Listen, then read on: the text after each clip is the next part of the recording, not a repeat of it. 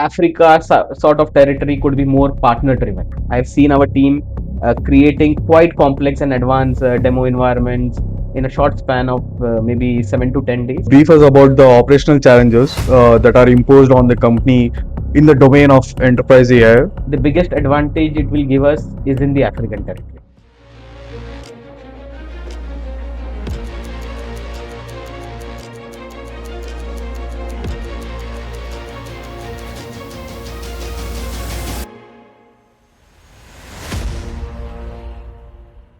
Hey Tech Visionaries, I'm Karthikeya and welcome to AstriVoice, where vision meets voice. Today, we are excited to bring you a conversation with a leader who has spent over 2 decades driving innovation at intersection of AI, digital transformation, and intelligent infrastructure with extensive experience in engineering, enterprise technology, and strategic business growth. He has been instrumental in helping organizations leverage AI to solve complex real-world challenges and build smarter and more connected ecosystems. Please join me in welcoming Mr. Amit, Managing Director, Middle East Africa, AI Intelligence Leader and Strategic Growth Ecosystem Builder to AstriVoice. Rather than directly diving deep into the technical stuff, let's start with how was your day up until now and how has Bangalore been to you? See, I am here on a leave, okay, a short leave, some personal work, but I have never visited Astrico's office. I have been with the company now for 4 months, and I have been in touch with Chinmay and other team members like Ajit for more than 4 years now. Okay. But this is my first time to Astrico's office. So since I was in India and after joining Astrico, this is my first trip to India. I thought better to take a short detour and come to Bangalore. I'm based out of Pune actually. My hometown is Pune. But frankly speaking, uh, I have been in Bombay last week, also in Pune. The weather here, you guys are quite lucky to have such a wonderful weather in Bangalore. Yeah, for a successful career in the industry, which is AI and enterprise AI, can you just like give us your brief about your professional journey in this area and how ultimately you were like led into Astrico's AI actually? Now, my journey started when internet was at its peak. Okay, I got graduated in 2001. Okay, but my learning was when internet was not there. Okay, Yeah. S- so I could see that difference. Okay, during my career, I started my career as a commissioning engineer in automation field. When you say automation, it is, I would say, the predecessor of AI, Yeah. or what we are doing with Astricos in the industrial space. Yeah. We Okay. used to try to achieve that in the automation space during those days. I have worked on a project wherein people were migrating from a relay logic system Yeah. to a PLC based system. Yeah. Okay. I'm not sure how many of you have seen a relay logic system. Okay. I'm an electronics engineer. I do understand it. Yeah, but you would have seen it in a panel. Okay. So Yeah. we were in a steel plant. Okay. Okay. In Vizag. A logic which currently comes into a box like this of a PLC had our whole office. Okay, because you know the same logics which you currently program in the software, you have to hardwire using physical relays. So you had to use the whole space, connect those relays, and physically lay the wire so that the logic would work. The technology came in from Russia at that time. So when we were migrating that relay logic to PLC, it was more about understanding Russian first. Okay. Okay. And then even the customer was surprised that initially the control which took the whole space, now it is just one panel in the corner of that room. Okay. What I see now with AI is the same thing, when now we are migrating from automation to AI. Yeah. Okay. So wherein at one point of time you needed a hardware, Yeah. okay, to take decisions, and you had to build multi line algorithms. That is going to change with AI. Since your question was more specific to my career, okay, so I started my journey as an automation engineer uh, into commissioning. I spent almost 10 years or more in commissioning, and that led to the foundation of my career with respect to the technicalities. I migrated into or moved into sales and business development role somewhere in 2011-12. Okay, initially more as an as I would say it was more of a role given to me, not because there was a sales requirement, but I purposely wanted to move out of commissioning, or say I would have been tired of commissioning that time. And my boss said, okay, why don't you build something within commissioning itself? Okay, because it is easier to get sales guys, but not so easy to get technical guys. And I see your strength more on the technicalities, so I won't recommend moving you out of commission. So why don't you build something within commission? So that is when we built the services business, and I got the first touch of sales and business development then. Then I played multiple roles. I was into Larsen and Toubro, electrical and automation business. I had moved to UAE somewhere in 2004. Okay, so it's been almost 22 years in the Gulf. Okay. Total 25 years of experience for me. Uh, so when I moved into sales and business development, obviously because of the technical background, it helped me grow in sales and business development as well. In 2015-16, I was managing something we called it as large project pursuit, okay, which basically means any job which is more than $10 million. The Since FIFA is going on at that stage, it was in 2016 when Qatar was preparing for FIFA 2022. Yeah. Okay, and all the infrastructure work, okay, was to be built. We booked one of the largest orders that time, around $100 million. Okay, for the metro project there. 2018, we got a news that the company is going to be acquired by Schneider Electric, the electrical and automation group of L&T. So at that stage, I went back. I was in Qatar almost for 3 years. So I went back to Dubai. My boss gave me a very specific role that uh, since we are getting into an OEM, so I come from a system integration background and was moving into an OEM space that time. So he wanted the SI organization of L&T Electrical and Automation to be tuned with respect to what an OEM would expect. And that was the first time when I got a flavor or an understanding that what advantage owning a product gives to a company. Okay, because system integration work is more of depending on third party companies, and that is one of the reason I moved into Astriverse recently. So we were trying to white label certain products, okay, so that even though we are a system integrator, we are having some products on base. Finally in 2020, the company got acquired by Schneider Electric. My last role in Schneider or L&T was I was heading the digitalization and services business. Within Schneider, when I moved, initially I was responsible for business development of the entire software portfolio of Schneider, which included Aviva, the new acquisition like ETAP, Planon, and other software. I gradually moved into smart cities and smart building initiatives within Schneider, and here is where I first got in touch with Chinmay, because we had an excellent control and monitoring software from Schneider, from Aviva, and Astricos provided a definite strong edge to that software by providing this intelligence and AI layer. And as I started working with Astricos team, and I saw the external environment also evolving towards AI, there was a stage when I finally decided that the real action is happening in the AI space, and it is the right time for me to jump. Okay. Now, with this experience of the technical foundation which I have, the sales and business development experience, me being into the Middle East region for more than 22 years, and also personally being a keen learner, I have always tried to keep myself updated with respect to new technology. I think with all of this, I should be definitely be able to contribute into the future success of Aspico going forward. Very good one. I mean, uh, the career that you have had, I mean, would for sure help Ashikos in blooming in certain areas such as Middle Eastern and Africa.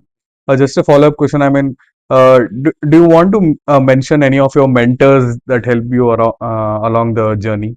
I would specifically like to take few names who have helped me grow as a professional. Okay, and when I say professional, it means not just being strong on the technical side, but on the overall business aspect. So specific names would be, uh, while in the final stages, just before the unit of L&T got acquired by Schneider Electric, I had an excellent mentor called Sandeep Bhatt. He was the VP of our business. Okay. His guidance and support actually helped me understand some of the nitty gritties of business. Okay, Okay. but if you really want to do serious business using this product, you need to have a strong understanding of the business, and that came in from this mentor of mine, Sandeep Bhatt. He helped me and guided me in understanding that business is not just the solution, you Okay. know. So that name definitely I would like to take. Another name which I would like to take, and I he's still a mentor, he's still in Dubai, and he still provides me the guidance, is someone called Piyush Sikdar. Okay, Okay. and why I like him is I have never seen a strong uh, sales or networking guy uh, better than Piyush. Okay, Okay. has taught me that you need not go into nitty gritties of everything in a business. Uh, you need to be more strategic. Okay. Okay, you need to be more networked. Okay, and networked at the right place. Yeah. This sort of advisory and intelligence. Much. Okay, which could automate the It's a processes process. what Yeah. you have. Exactly that is required from the business perspective also. Just to conclude this segment, we'll move on further. Just a question, sir. The thing is, I just wanted to know what excites you more about the region, which is Middle East and the African region, as you're working as a managing director for Astricos. So, can you just brief us about this? Yeah. See, most of my time in GCC I spent in UAE. Okay, 22 years in UAE, more than 2 decades, and I have seen this country going through ups and downs. You would have also heard about the recent geopolitical situation in the region. What I have seen is every time this region has, or someone has tried to pull this region down, it has come up much more stronger. Okay. Okay, so out of all the countries within GCC, so GCC would within Middle East and Africa, to give you a context, it has those oil producing countries, which Yeah. is GCC as what we call it, which comprises of UAE, Oman, Kuwait, Bahrain, Saudi Arabia, and Oman. Okay. Okay, these 6 countries, there is always a steady flow of business, at least in the oil and gas sector. Out of these 6 countries, specifically, if you take UAE, it also has a lot infrastructure sector. Okay, in terms of real estate, tourism. Okay, it also, and Saudi has a lot of other manufacturing facilities also. Okay, so aside to the core oil and gas business, other businesses coming in from manufacturing or infrastructure would come. So UAE and Saudi Arabia are strong, I would say, would be the strong drivers in terms of Africa's growth story in Okay. the region. But other countries also would contribute. Qatar has been a big contributor before FIFA. Okay. Okay, some for some reason Qatar is the sports enthusiastic country in the region. Okay, Yeah. there was an Asian Games there. There Yeah. was FIFA 2020. Okay, they are also trying to bid for the Olympics. Okay, and because of this, a lot of business comes in from Qatar. Though it's a small country, Yeah. okay, oil and gas business is always steady in Qatar, but you get a lot of infrastructure coming up into Qatar because of such events. Okay, so I see that also coming up, and then you have rest of the GCC giving you some bit of business. But my focus would also be on the African territory. Okay, Okay. because when you say Middle East and Africa, so you have the Middle East, Yeah. which comprises of GCC and other countries like Syria, Lebanon, Yeah. even some part of, say, or I will say the southern Turkey, because Turkey is part Yeah. in Asia Ha, sir. and part in, especially Istanbul, part in Asia and part in Europe. So all those countries would provide some bit of business, but you will have to do some groundwork there. Okay, Africa, I again see a lot of opportunities, especially in terms of acceptability, because what happens is GCC, because there is so much of business, many of the players they have an established office there. Okay, and everyone is aggressively targeting to get business because it's a good place to stay. Yeah. So it's not just about the business interest, but it is also about the personal interest of people working in those companies. Okay, to build the business around the GCC countries. So, Amit, like, can you just brief us about the operational challenges that are imposed on the company in the domain of enterprise AI? And can you just explain how Astricos is capitalizing on that and helping the consumers actually? AI is been very different than the previous uh, uh, industrial transition. Okay, Mm. like for example, when the example which I gave, when relay logic people were migrating to a digitized control system, a PLC. Yeah. Okay, challenge there was, whenever someone had to make a modification, they had to actually put physical wires, do a lot of planning to make that logic work, and then they saw a simple solution which could remove all of their hassles which they were having earlier, like the podcast what we are having. Yeah. We could sit with those interviewers, record everything, Yeah.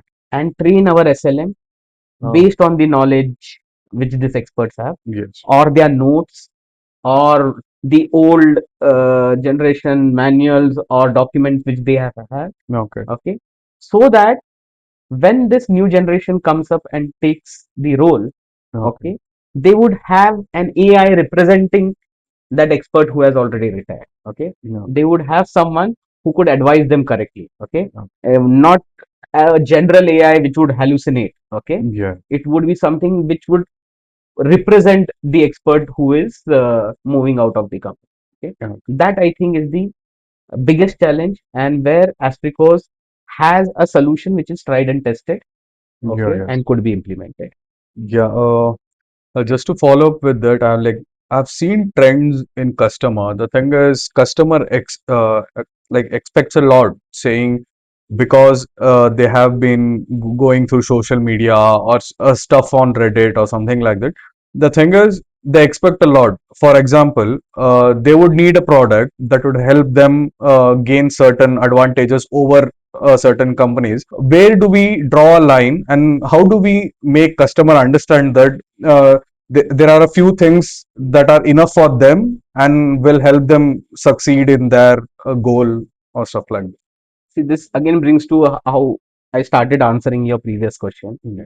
I said there are two types of customers. One is who wants to get into this bandwagon called Yeah. AI, okay, and others who really have challenges. Okay, whenever customer comes back, okay, in term by say with references, okay, this is what I have seen, can you provide this? Yeah. Okay, most likely it is a customer who doesn't have a challenge.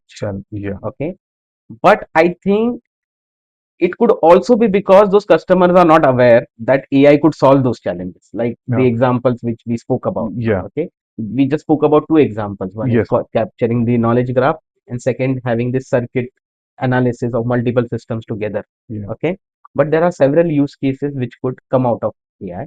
Okay. I think whenever we have such discussion, we should, from our side, always try to divert the discussion towards Okay. understanding the challenges. Okay. Okay. Yes. Otherwise, what we would do is, okay, they need certain things. We now, with our platform, we are easily able to create a demo environment also for them. Yes. Yeah. Okay. I've seen our team creating quite complex and advanced demo environments in a short span of maybe 7 to 10 days. Okay. Yeah. There are few concerns that come into picture when we talk about the investment and all those things. The thing is, the concerns that we are talking about in terms of be it climate change, be it sustainability, or the part where we talk about the energy efficiency. So, can you just tell us about how these parameters or these factor affect any companies or in terms of personally Astrico's AI, in terms of investment that we are talking about? Some of the things which you spoke about, things like geopolitical situation or maybe sustainability. So, what I understand is how does this external factors impact the company with respect to investment and including Astrico's investment. Okay, two three things to be looked at here. Okay, First of all, if you look at, say, from sustainability perspective, okay, there is compliance issues, okay, which most of the companies need to provide some bit of reporting with respect to their sustainability compliance, and Astricos definitely plays a major role there, okay. Okay. We building more use cases and solutions related to sustainability definitely will help us actually present a better value proposition to this customer, something which is readily available and built, okay. So it builds business for us, and there is a need also on the other side. So, Amit, can you just tell us about the investment part of the thing? The thing is factors or parameters such as, say, climate change or be it sustainability or energy efficiency. How are these parameters affecting the investment part of the company? So if I understand it correctly, you are looking at how does external factors impact the investment what Astricos would do within the region, okay. Now, in order to decide on Astricos investment in the region, we need to look at whether the region itself is investing, okay, Yes, in itself.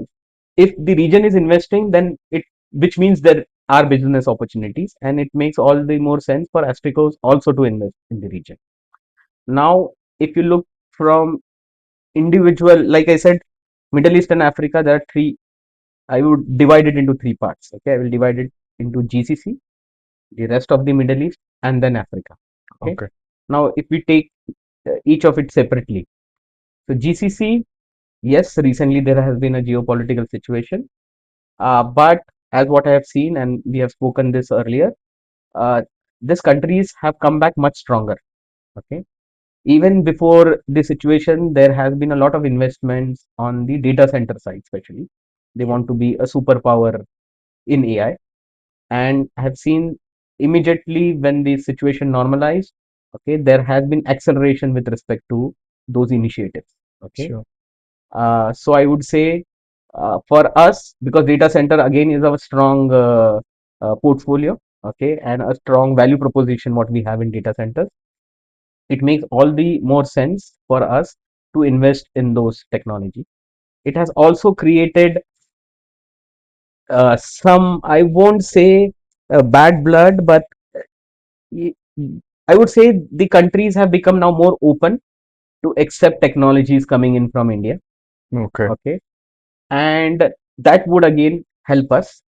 sure, Okay, our solution is homegrown, built in India. The relationship of India as a country, okay, with the GCC countries during this time, okay, has improved.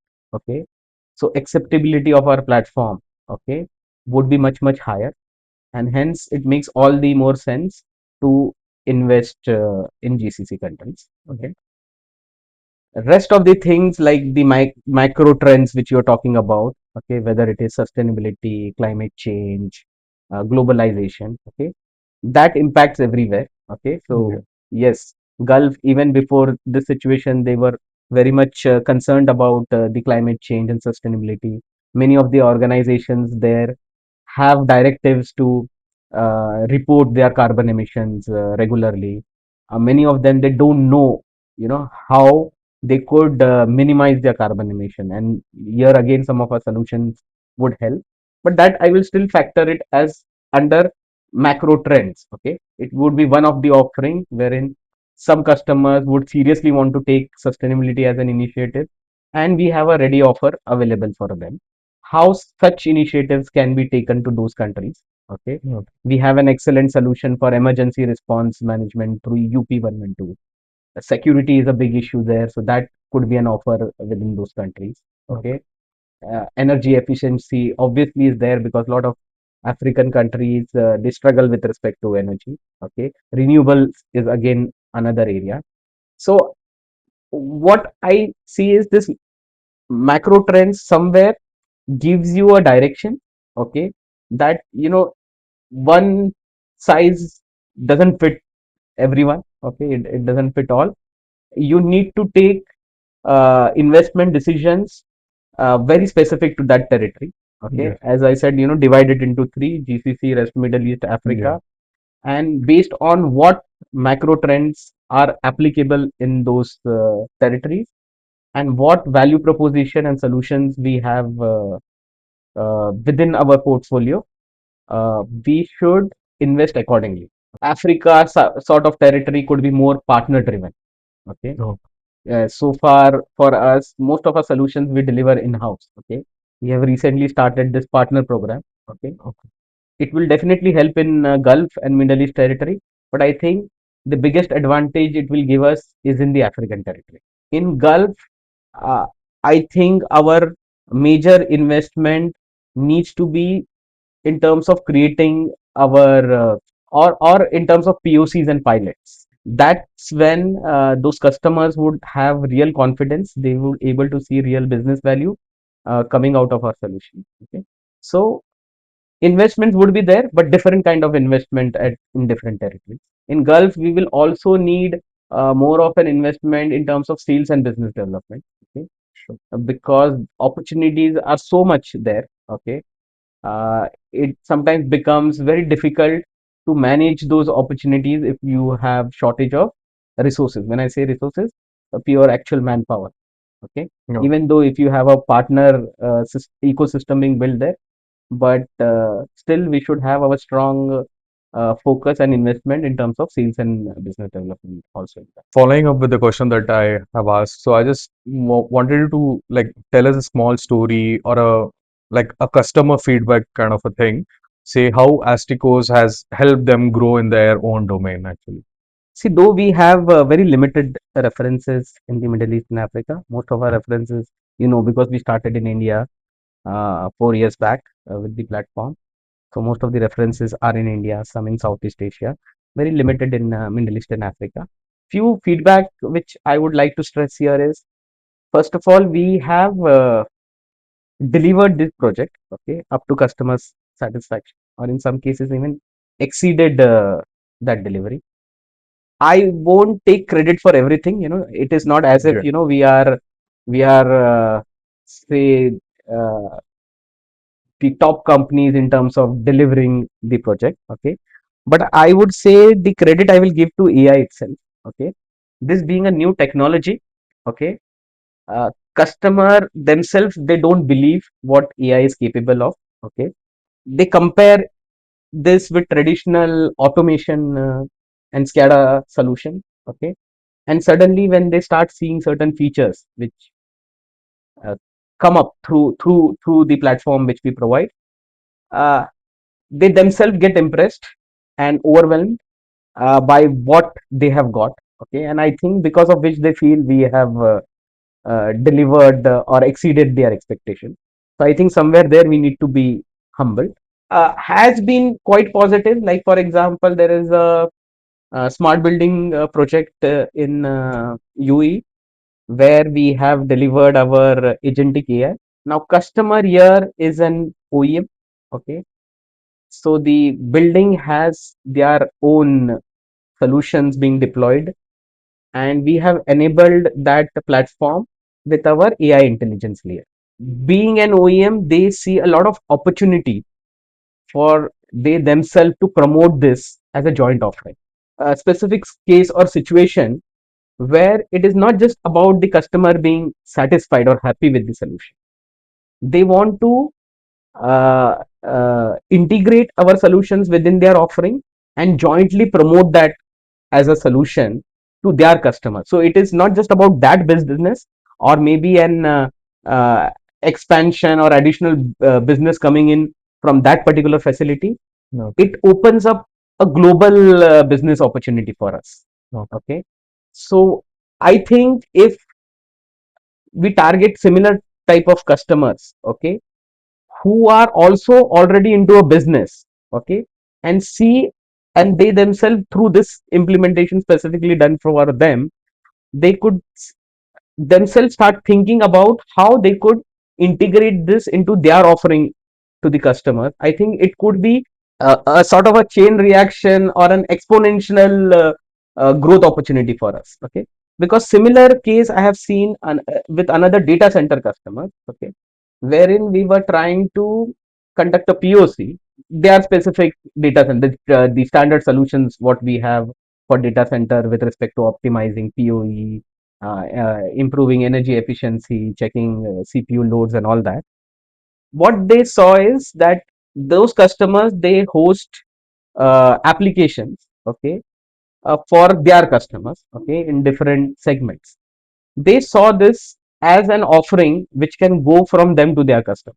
If the customer feels that our solution can be offered to their customers as well, there is no bigger statement that than that with respect to satisfaction. Okay, so I will take both these instances as a very positive sign. Okay, and a very positive testimonial against our product, because customers are not just thinking about using it themselves, but grow the platform together with us. Africa sort of territory could be more partner driven. I've seen our team creating quite complex and advanced demo environments in a short span of maybe 7 to 10 days. Brief us about the operational challenges that are imposed on the company in the domain of enterprise AI. The biggest advantage it will give us is in the African territory.